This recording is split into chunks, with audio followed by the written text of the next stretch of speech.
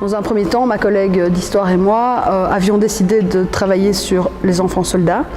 Et puis, on a décidé d'étendre le sujet à enfants entre guerre et paix, et donc permettre aux collègues d'aborder l'enfance pendant, par exemple, la Seconde Guerre mondiale, ou les enfants soldats, ou les droits de l'enfant. Ce qu'on a essayé de faire, c'est de montrer qu'on pouvait parler quelque chose de sombre en mettant en avant aussi des solutions positives qui pouvaient exister.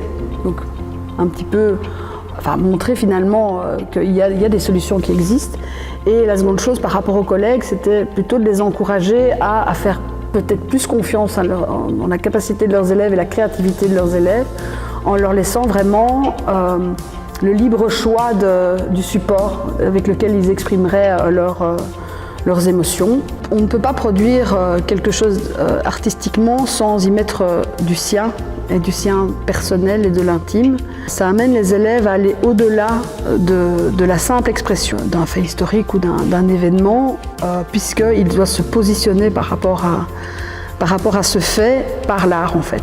On y met une part de soi qui est beaucoup plus forte que un simple travail de documentation, de recherche ou de restitution comme on peut avoir traditionnellement en cours, quoi. ALC a vraiment un rôle important de mise en réseau, j'ai envie de dire, de tous les projets qui peuvent exister et de tous les partenaires qui pourraient travailler ensemble. Rappel à ces associations partenaires, c'est permettre aux élèves de rencontrer des personnes qui sont actives dans la société et qui leur font part de leur expérience. Et donc ça ne peut être que bénéfique pour nos élèves parce que ça les ouvre sur l'extérieur. Il y a deux types d'évaluation. Il y a à la fois l'évaluation au niveau du contenu, donc les recherches que les élèves ont pu faire. Ça, c'est quelque chose qui est évaluable et qui est quantifiable plus facilement que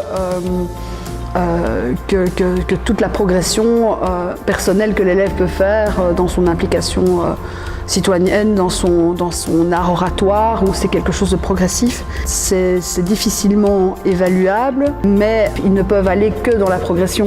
Ils apprennent par la rencontre avec les autres, par l'échange d'expériences, par la confrontation de leurs idées à des idées différentes des leurs. Et donc tout ça, ce sont des choses qui font grandir.